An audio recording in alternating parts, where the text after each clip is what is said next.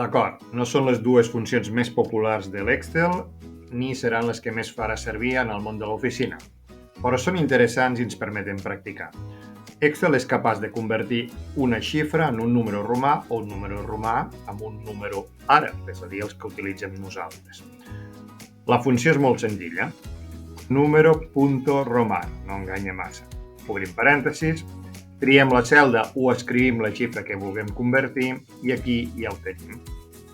Podem estirar per la resta de xifres i ja tenim la resposta.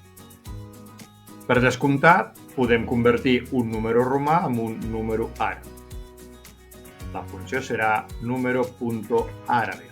De la mateixa manera, obrim parèntesis, triem el número romà que desitgem convertir, intro, i ja tenim el camí de volta fet. La pregunta és, l'Excel sap sumar números romans? Que hagi alineat els números romans a l'esquerra no fa presagiar res de bo. Anem a fer la prova. I efectivament, dona error perquè els considera com a text.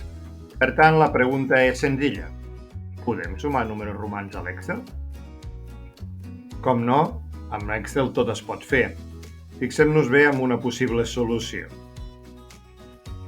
El que faríem és convertir primerament els números romans que tenim a la columna C en números àrabs, sumar-los i finalment el resultat d'aquesta suma convertir-lo de nou en un número romà.